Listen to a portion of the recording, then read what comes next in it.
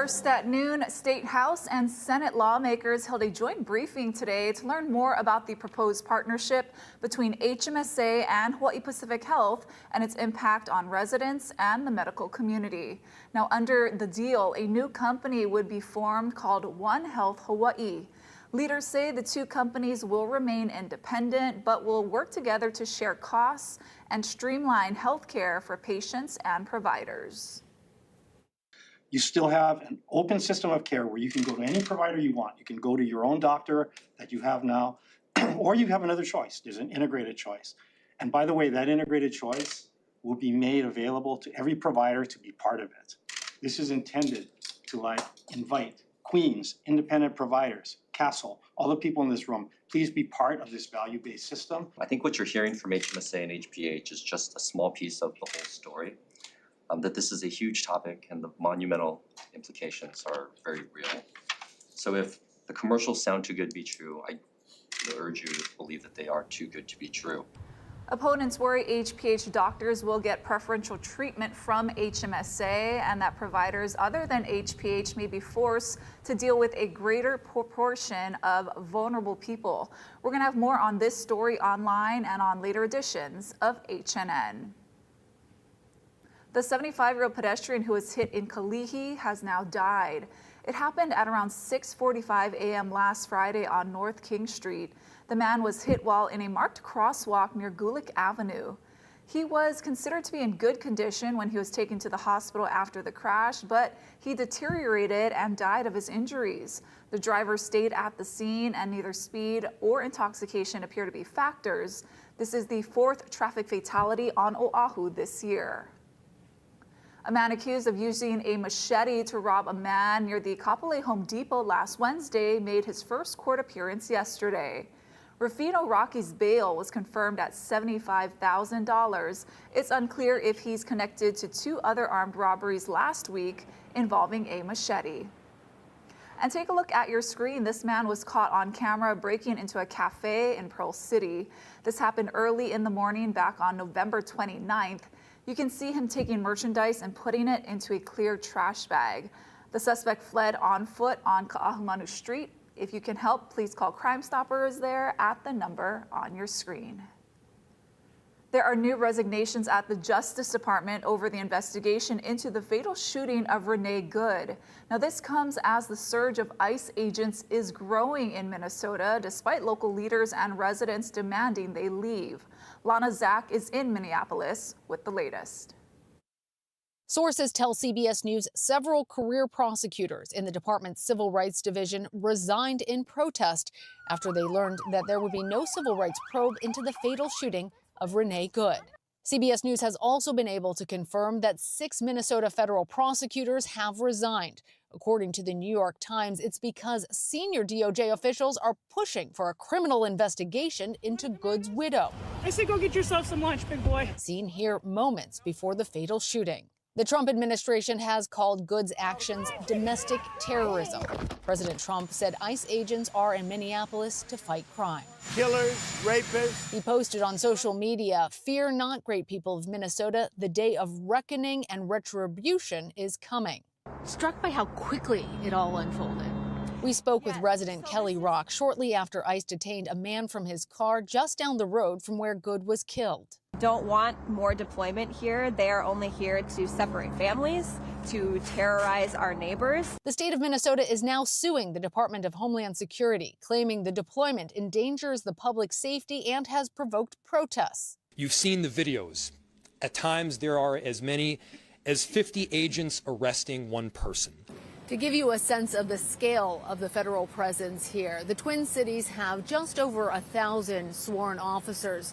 Federal agents and officers now number more than 2,000 on the ground, with more on the way. Lana Zach, CBS News, Minneapolis.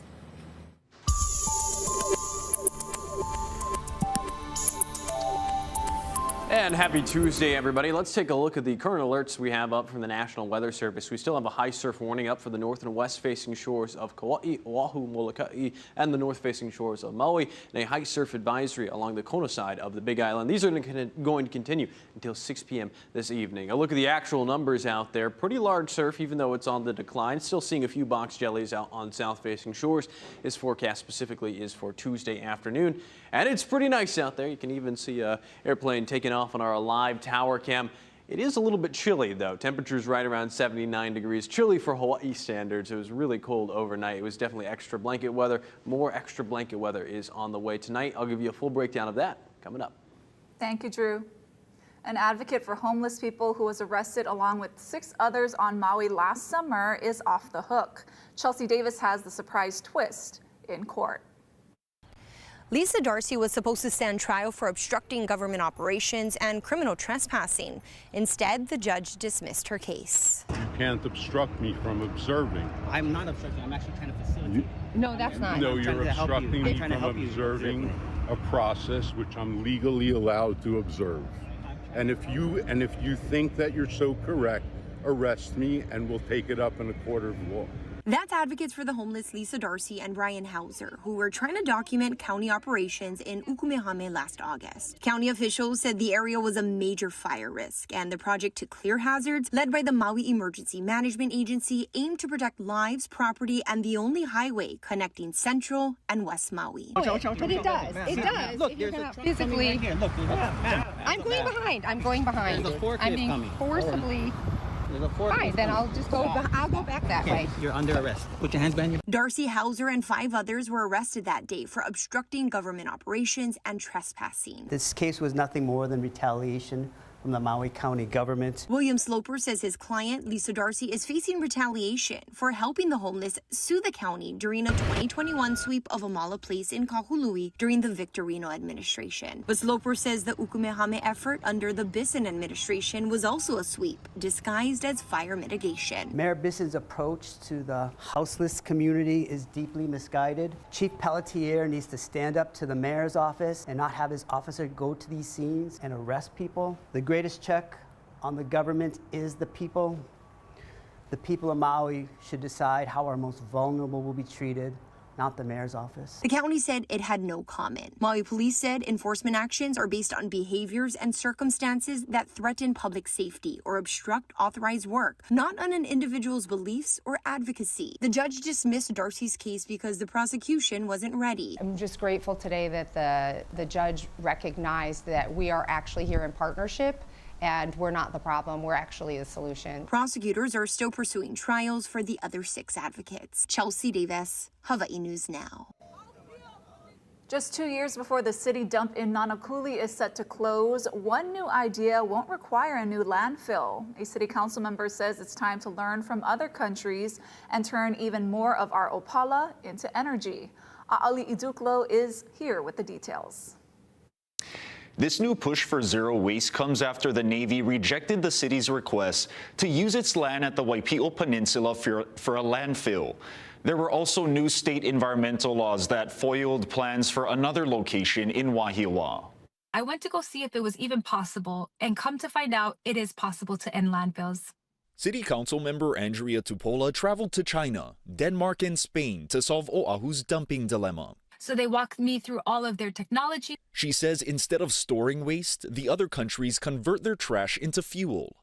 The city does that as well at the H Power plant, but Tupola says these countries do it better. Every industry and business is required to separate their garbage based on materials before it gets collected and refined into usable energy. So they're left with zero at the end. To reach that goal, Tupola is proposing to launch a task force to see if it's possible here.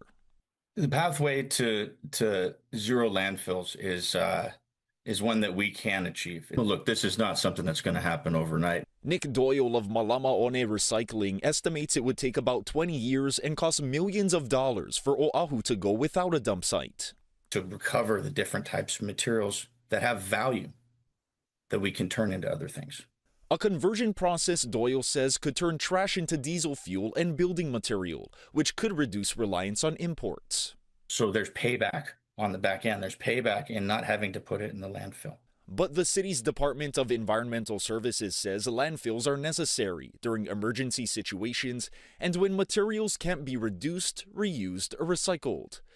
The city says that H-Power plant we mentioned earlier in Kapolei reduces the amount of waste going to landfills by 90%.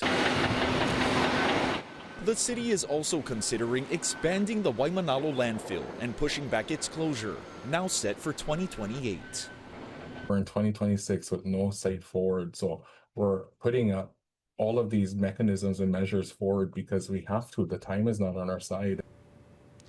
A public meeting to discuss the future of the Waimanalo landfill is scheduled for February 27th at the Kalaniana Ole Beach Park multi-purpose room. Aali Iduklo, Hawaii News Now. The Supreme Court is hearing arguments about banning transgender athletes from participating in girls' school sports. Details ahead on This Is Now. Plus, as the pros get ready to tee off at the Sony Open at Waialae, questions linger about the PGA's future in Hawaii. We'll be right back.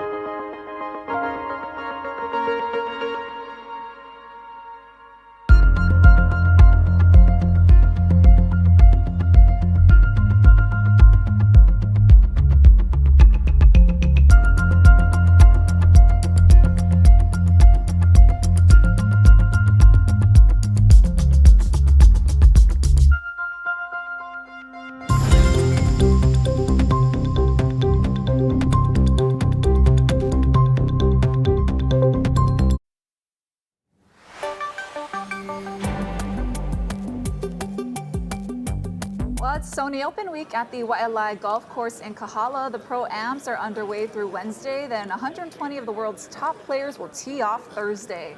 The Hawaii Tourism Authority says the event pumps an estimated $100 million into Hawaii's economy. But there's an undercurrent of fear this time around because the PGA still hasn't said if the tournament will return next year. State leaders are working on it, but as Daryl Huff reports, they're also exploring other moneymakers. With confidence fading that the state can save things like the Sony Open or the Maui Invitational Basketball Tournament, the strategy is pivoting to lower profile sporting events that could still attract a lot of people. Please pray with me. Although a prayer for long-term survival was not made out loud this morning at Waialae, there were hopes that the popularity of the tournament with players will influence the profit-conscious PGA. So there's a number of reasons why Hawaii works for the PGA Tour. We have to pay more and more to attract these events and try to. And Las Vegas poached our basketball tournament. And really, are we going to win in us versus the U.S. mainland? Experts say the drought that doomed this year's Century Golf Tournament in Kapalua may dry up the PGA's interest in Hawaii tournaments, which compete with football playoffs and cost a lot to produce.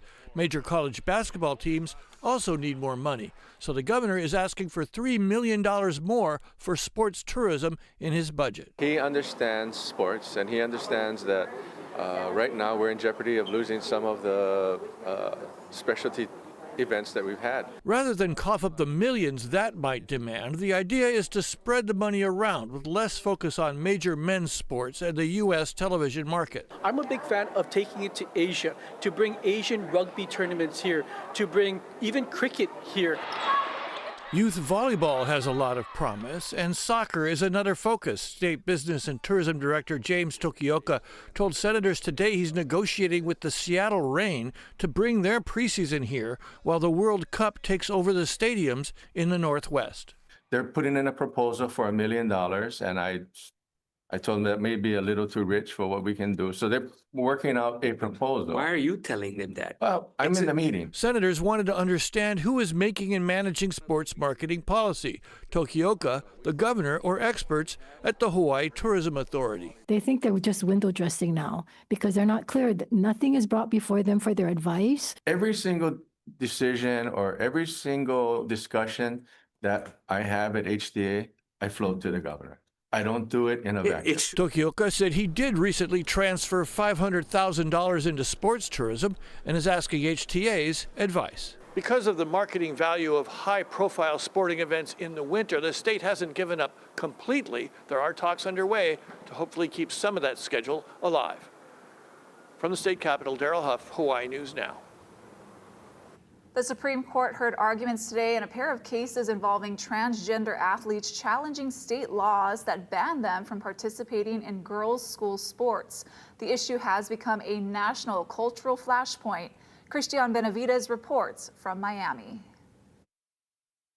15-year-old Becky Pepper Jackson of West Virginia is at the center of one of two cases before the Supreme Court involving transgender athletes. A sport is something that everybody should have the opportunity to do if they want. The other plaintiff, Lindsay Hecox, a college student in Idaho, which currently bans Hecox's participation in women's sports at Boise State University. If Idaho can't enforce a sex-based line here in sports, where nobody disputes that biological differences matter, then no line based on biological sex can survive constitutional scrutiny. 27 states have laws on the books barring transgender girls and women from participating on female-designated teams. Lower courts ruled in favor of the plaintiffs who claimed discrimination based on sex or status as transgender. Title IX is what has protected women's sports for decades. Essentially on either side, the argument that this is sex discrimination, and it can't obviously be both. That's part of the discussion for the High Court, which could take a narrower path in its ruling. Given that half the states are allowing it, allowing transgender girls and women to participate, about half are not, why would we, at this point, just the role of this court, jump in and try to constitutionalize a rule for the whole country while there's still, as you say, uncertainty and debate? Justice Alito referenced female athletes who have expressed concerns about fairness in competition. Some of them spoke out Monday. We as women were excluded from participating, from competing, from calling ourselves champions. A decision is not expected for several months.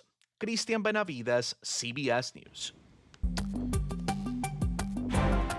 Stick around, your full forecast coming up after the break. We'll give you a look at our first alert radar and satellite and break down the next storm system moving our way Wednesday into Thursday.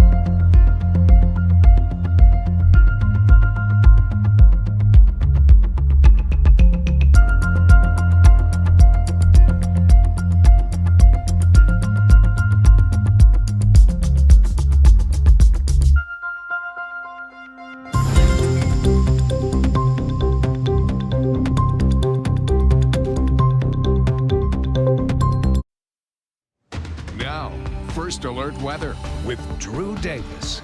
All right, well, happy Tuesday, everybody. Here's our First Alert weather headlines and what we're tracking out there. Chilly weather is going to continue. You probably woke up. You're a little bit cold this morning. That's going to continue into tonight and tomorrow. High surf warning up on most north and west facing shores, and another round of rain on Wednesday and Thursday. Let's take you outside to our First Alert radar and satellite, just showing you what's going on out there. Not much. We've got this weak front that's continued to move past Hawaii Island, falling apart off to the southeast, but we're watching this next storm system that's going to be moving in as we're going into Wednesday and Thursday. This is going to be a better chance for rainfall across the western half of the state. Models today are a little bit less bullish on how much rainfall we're going to be getting over the eastern half of the state. So relatively quiet over Hawaii Island and Maui County. It's really nice over the entirety of the state. Very sunny out there today as the drier air has filtered in behind that first front. And let's take a look at our local view of the First Alert Futurecast going into late Wednesday. We're seeing showers moving over Kauai as we're going into 5 p.m. tomorrow, moving down to Oahu as we're going into early Thursday morning between 2 to 3 to 4 a.m. Moving down to Maui County as we're going into Thursday. This is around 8 a.m. Thursday morning and starting to fall apart over Hawaii Island, but still seeing some lingering moisture out there. Northerly winds once again return behind the front, giving us much cooler weather, chilly weather for Hawaii standards. Our winds outside pretty breezy, around 10 to 15 miles per hour. Still a little bit variable in town. We're seeing somewhat of a hybrid wind pattern out there. Southerly in Kona and northerlies over on in Kahului. Still going to be chilly as we're going forward. Let's take you into the overnight tonight into tomorrow morning. Take a look at those lows. Lanai City around 66. In town around 71 degrees. So likely a little bit cooler than that as you're waking up tomorrow. And still seeing chilly weather as we're going into Thursday morning as well. So high surf is still up on north and west facing shores. Here's a quick look at the numbers, and I'll give you a look at our 7-day forecast coming up in a bit. Here's a sneak peek. Wednesday and Thursday highlighted in red as that front's going to be moving through. Thank you, Drew. Honolulu Skyline is teaming up with the Aloha Stadium swap meet for a special celebration in Halava this weekend. Casey Lund has everything you need to know to shop and ride when we return.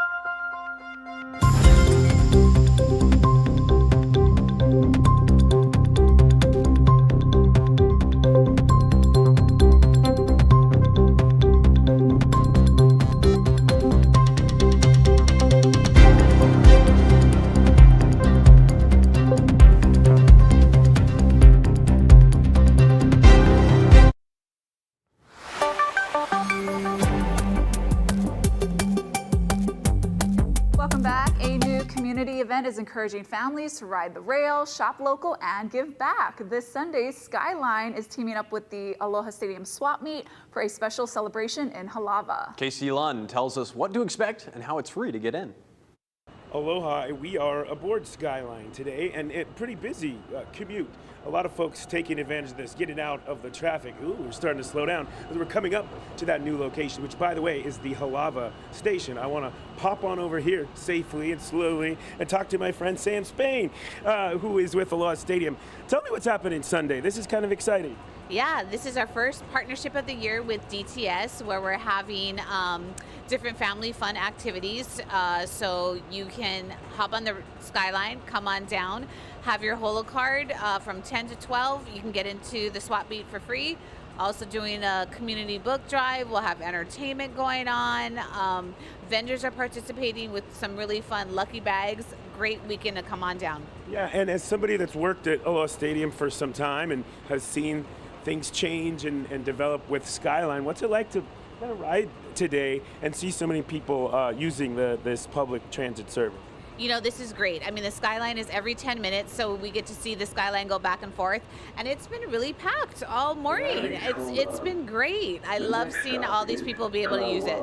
And then also, you know, like I mentioned, you've been with Aloha Stadium for some time now, and you know, things are moving along. Speak to me just, I know even generally, we're starting to see fences go up when we talk about bringing the old stadium down and starting that work. Yes, absolutely. You know, the Stadium Authority has been working really hard. You'll start to see with the development, all of the fencing going up. We'll have the big equipment starting to come in, and you'll really start to see some movement going back and forth within the whole project facility area. Okay, one last thing, but I didn't want to put you on the spot. Do you have your commemorative Aloha Stadium card? These are so cool. Wait for this, because these are you can only get these one time, and that's going to be this Sunday, right? Absolutely. So limited edition cards with DTS. This will get you into the swap meet for free, but more importantly, you'll have the old stadium. Yeah, something to remember it by. Samantha Spain, thank you so much for being with us and for all you do. Details, by the way, if you missed those again, 10 a.m. on Sunday, get down there. It's going to be a good time. We'll send things back into the newsroom for now. Thank you, Case. I like seeing the Skyline packed. Yeah, it's pretty cool. I've heard a lot more people are riding it. Yeah. So Skyline, always on time. That's right. Take a look at our First Alert 7-day forecast, Wednesday and Thursday. Highlighted in red out there. Again, we've got another chance for rainfall, but take a look at those low temperatures, especially as we're going into tonight, into tomorrow. In town, around 65 as you're waking up. Going to be pretty chilly, extra blanket weather. And then take a look at this weekend, Ash. It's going to be pretty nice out there. Yeah. Lots of sunshine. I'm excited for a nice, cool, crisp weekend. Low temperatures continue to be in the mid to upper 60s going into this weekend. When I took my dog out this morning, I needed like a sweater. It was cold. I was in a winter coat this morning. True. Thanks for watching, everybody.